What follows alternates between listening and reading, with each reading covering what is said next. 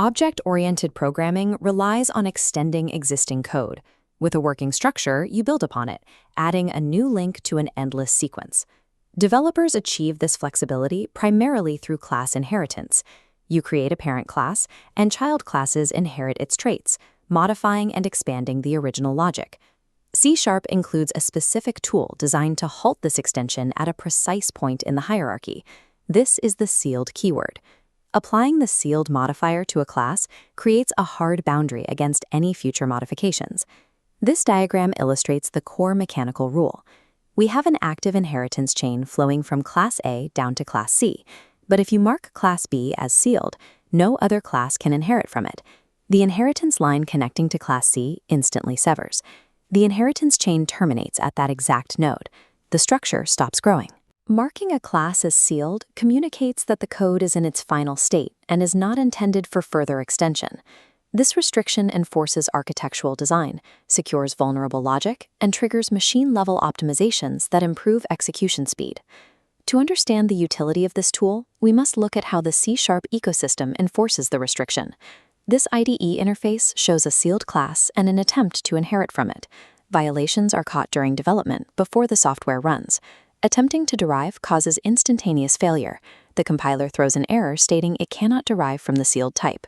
Architects use these errors to ensure their code is used exactly as intended. The first major use case is design intent. The sealed keyword explicitly communicates finality to other developers and future maintainers. This restriction prevents the misuse of a class that was never engineered to function as a parent. The .NET Framework's system.string class provides a prominent real-world example of this design philosophy. System.string is the most utilized class in the framework, and it is strictly sealed. The system requires a guarantee that a string will always behave exactly like a string. It cannot risk unpredictable modifications introduced by a subclass. Leaving foundational data types open to inheritance would compromise the predictability of the entire application. By restricting the design of core classes at compile time, architects ensure structural stability across the framework. Beyond framework design, this restriction plays a role in application security. Unsealed classes containing sensitive logic are vulnerable to manipulation. In this parent class block, a method handles critical access validation. A threat factor emerges if an unsealed subclass inherits from this security class. This rogue subclass overrides the validation method. The complex original logic is replaced with a simple command, always return true. The original security checks are bypassed in favor of the rogue method. Applying the sealed keyword to the original security class removes this vulnerability. When the sealed modifier is applied, the inheritance line shatters, and the rogue subclass is blocked from compiling. This neutralizes the overwrite threat vector and locks the validation logic in place. Sealing sensitive logic serves as a security primitive, ensuring critical code cannot be hijacked through inheritance. While design and security are developer-facing benefits, the sealed keyword also triggers machine-level optimizations. This involves the just-in-time, or JIT compiler, which translates intermediate code into machine instructions at runtime. Standard inheritance carries a performance cost caused by dynamic method lookups. This split screen shows an unsealed environment on the left. The program must search a virtual method table to find the correct version of a method, then route to the code block. Routing through these tables adds processing overhead to the execution timeline. The right side shows the JIT compiler's behavior when it encounters the sealed keyword. It enables a compiler optimization called devirtualization. Because the class is sealed, the compiler knows the method has never been overwritten. There is only one possible version to execute. This certainty allows the process to bypass the virtual method table entirely, creating a direct call from the caller to the code block. Skipping the dynamic lookup phase removes the overhead associated with standard inheritance. While the gain on a single call is minor, executing millions of direct calls at scale optimizes runtime execution. The sealed keyword communicates directly with the JIT compiler, transforming an abstract syntax rule into hardware-level speed. The sealed keyword provides architects with specific guarantees that extend from the source code to the machine hardware. This diagram summarizes the technical benefits of sealing a class: enforceable design intent, hardened security, and improved runtime performance. It preserves the structural integrity of core classes, protects validation logic from bypasses, and provides the deterministic guarantees the JIT compiler needs. These advantages are achieved by placing deliberate boundaries on the open-ended nature of inheritance. Effective software requires building flexible systems while knowing where to restrict flexibility to ensure security, stability, and speed. So, have you ever asked yourself how you can write significantly less code but somehow build substantially more powerful, maintainable applications? Well, you're in the right place. Welcome to this explainer on the architecture of C# inheritance and class hierarchies, where we're going to unpack exactly how you can do just that. Okay, let's dive right into this. Here is our agenda for today. 1. What is inheritance? 2. Building a class hierarchy. 3. The rules of access. 4. Supported inheritance types. And 5. A crucial interview question. Section 1. What is inheritance? The foundational pillar of object-oriented programming. Take a look at this definition right here. Inheritance is basically a mechanism where a new class, which we usually refer to as the derived or child class, acquires all the properties and behaviors of an existing parent class. It's the ultimate tool for code reuse, because instead of duplicating logic all over the place, we create a highly logical centralized structure by moving that shared functionality into one single base class. The absolute best way to mentally model this abstract concept is through what we call the is-a relationship. Look at these real-world examples we have here. A manager is an employee. A car is a vehicle. A dog is an animal. It's that simple. If you look at your architecture and you can confidently say one thing is a specific version of another, well, you've just found yourself a perfect candidate for inheritance in your app. Section 2. Building a class hierarchy. Writing the actual C# code. Let's actually write this out. Think of our base class here, the employee class, kind of like a universal company ID badge. Every single employee gets one, right? So we use it to hold all the shared fields, a string for their name, an integer for their employee ID, and a basic work method. Instead of typing this exact same syntax out for every single job title at our company, we establish it centrally, just this once. And this brilliantly illustrates how we connect things. To create a child class, like a manager, imagine you're building a bridge directly from our standard employee. In C#, you actually use a colon to build that bridge in code, writing manager, employee. That one tiny symbol tells the compiler that the manager inherits everything from the employee class, while simultaneously letting us tack on a brand new specific property just for managers, like team size. So what does this look like in practice? When we instantiate a new manager object in our main method, it's like we're handing them a complete prepackaged toolkit. We can instantly access those inherited properties, like setting the name to Jane Doe, and we can call the work method. But right alongside all that, we can assign our manager-specific team size to 12. You literally get the best of both worlds with a fraction of the code. Section 3. The rules of access. What you can and cannot inherit. Now, as powerful as all this is, C# enforces some pretty strict rules to protect the underlying architecture of your base classes. It really comes down to what is inherited versus what is hidden.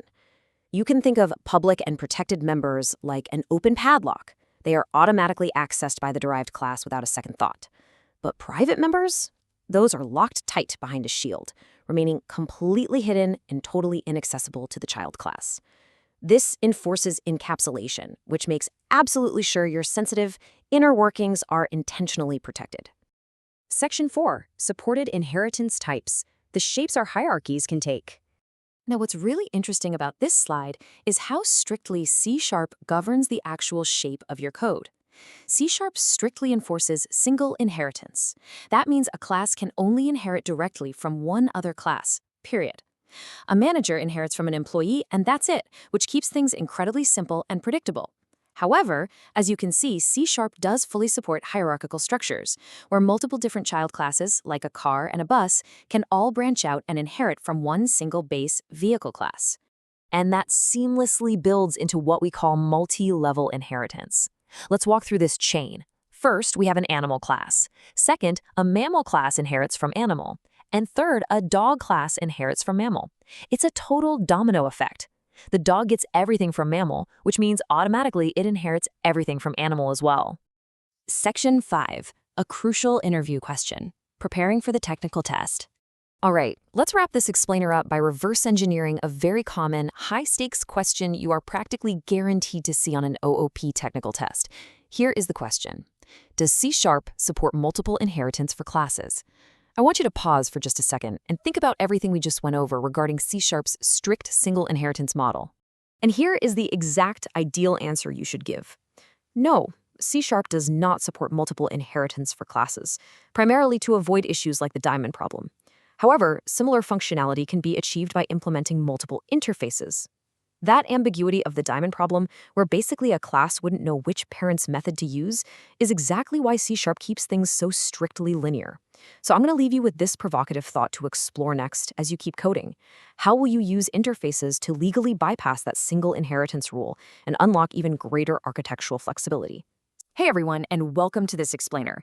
Today, we're going to expose this kind of invisible assembly line that runs in the background literally every single time you create an object in C#.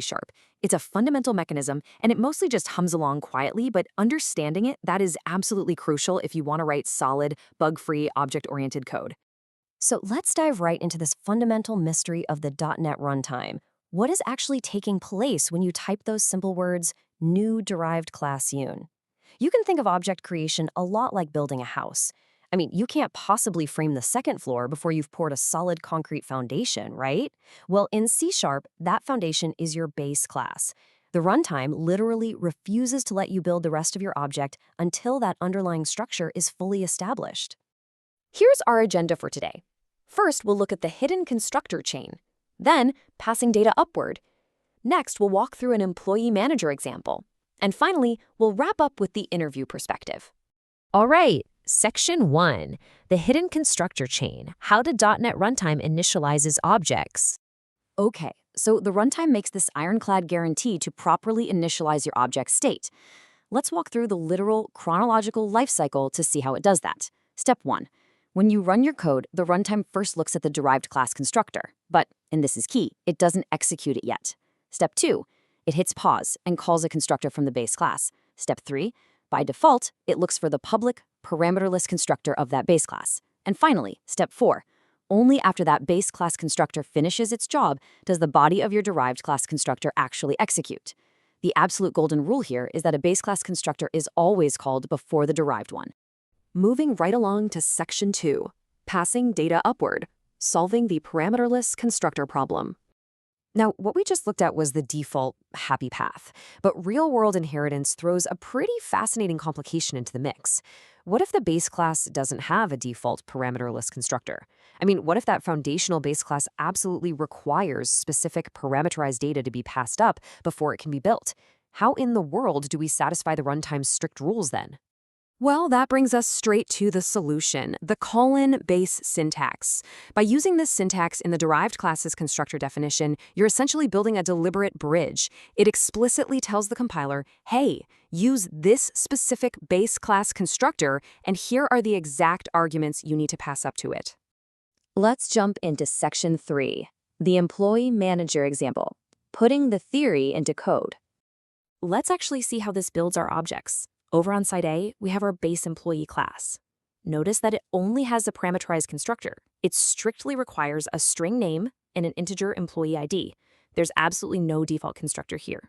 Now look at side B, our derived manager class. The manager constructor takes in a name, an employee ID, and a team size. But check out the end of the signature, :base, passing up name and employee ID. Because the base constructor handles setting the name and ID, the manager constructor now only has to worry about setting its own specific field, which is the team size. It's like a really efficient division of labor. So if we actually instantiate a new manager, let's say Jane Doe with ID 101 and a team size of 12, here is the literal console output you're going to see. Step 1, base employee constructor called. Step 2, derived manager constructor called. The text prints in that exact order every single time, proving, beyond a shadow of a doubt, that the foundational base class is poured and cured first. And finally, Section 4, the interview perspective, acing the technical screening. You know, understanding how to write the code is one thing, but knowing the underlying rules well enough to actually explain them, that's what gets you the job. So here is a classic, almost sneaky, interview trap question you will inevitably face. What happens if a base class only has a private constructor? Think about that invisible assembly line we've just been talking about. If you try to build a derived class on top of a base class that has completely hidden its constructor behind a private access modifier, what on earth will the compiler do? Okay, here's the ideal insider secret answer you'll want to memorize. You just confidently look at the interviewer and say, if a class only has private constructors, it cannot be inherited from. And why is that? Well, because a derived class absolutely must be able to call the base constructor. It's a strict runtime requirement. If that constructor is private, the derived class can't see it, it can't call it, the chain breaks entirely, and boom. It results in a compile time error. You literally cannot even build the code.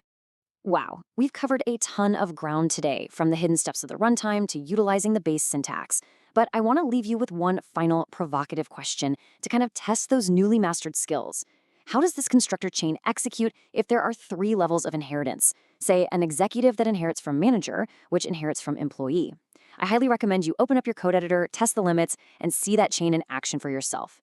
Thanks so much for joining me on this explainer. Keep learning, and I'll catch you on the next one. Hi there, welcome to this explainer on mastering the C# base keyword and constructor chaining. So let's dive right in. When a child class is born, who actually gets built first? Think of the base keyword as your direct VIP line to your immediate parent class. Why use it? Mostly to supercharge overridden methods or, trigger specific parent constructors. Check out method reusability here. A financial report literally builds right on top of a standard one. The child method uses base to run the parent's logic first, then it does its own thing. The result? A perfectly combined output. You get both the parent's header and the child's financial data. Now, the golden rule of object construction is super strict. Parent classes always get built first. Right. The .NET runtime ensures the base constructor finishes completely before the derived one even starts. But wait, what if the parent class needs specific data to be built, like a name? Well, you just use the base keyword to pass those exact parameters straight up the chain. Like a manager class. It grabs all the data, but tosses the name and ID straight up. Let's trace it. The employee constructor definitely runs first, setting that required name and ID. Okay, ready for an interview curveball? Let's really test your C# inheritance knowledge right now. Bam! Compile time error. The derived class just can't fulfill that hidden constructor requirement. So, armed with this execution knowledge, how are you going to build cleaner C# objects today? Welcome to this explainer. Today we're unlocking a critical but honestly often misunderstood concept in C# object-oriented programming.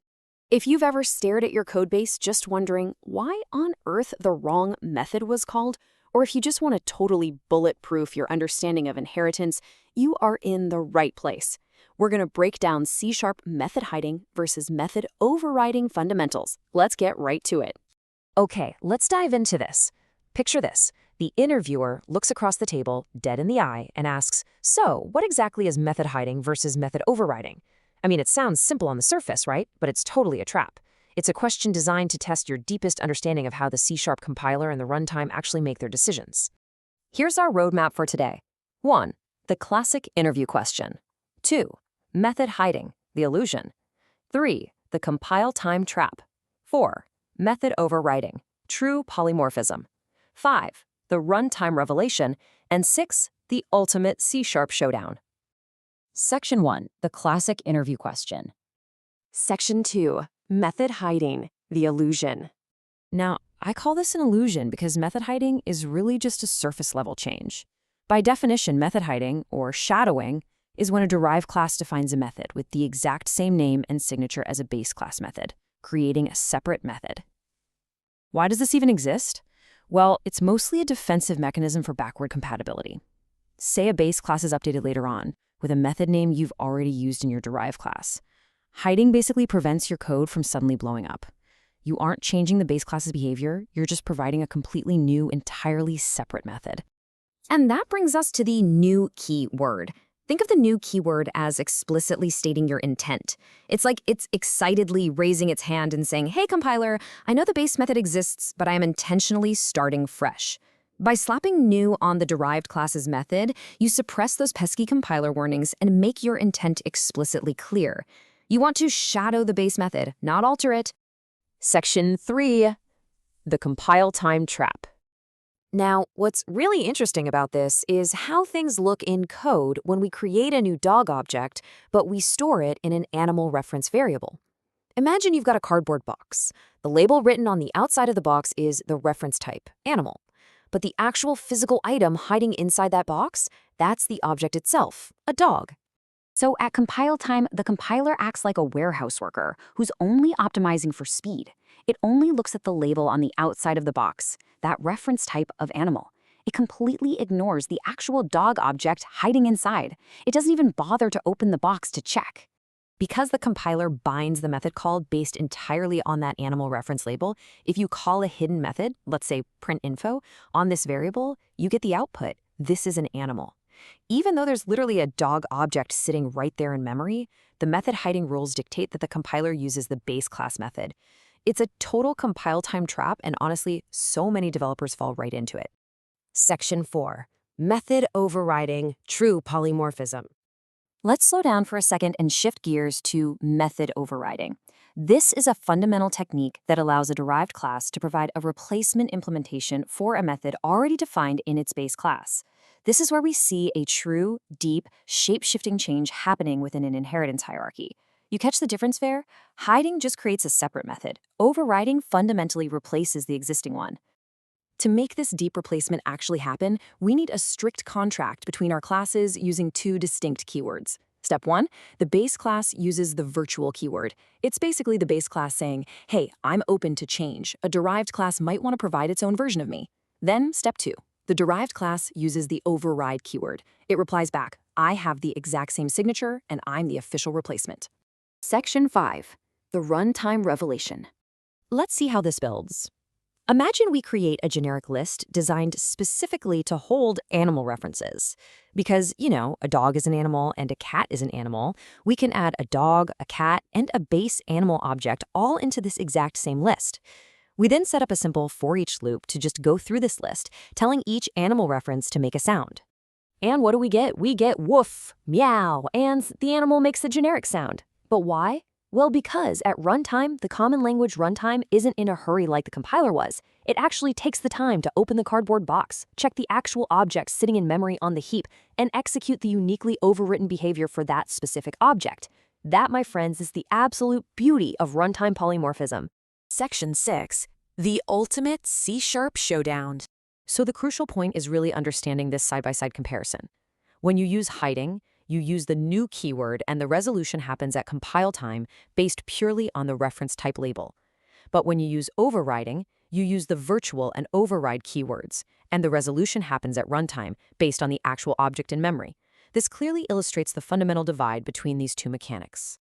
So I want to leave you with a provocative thought as we wrap up this explainer.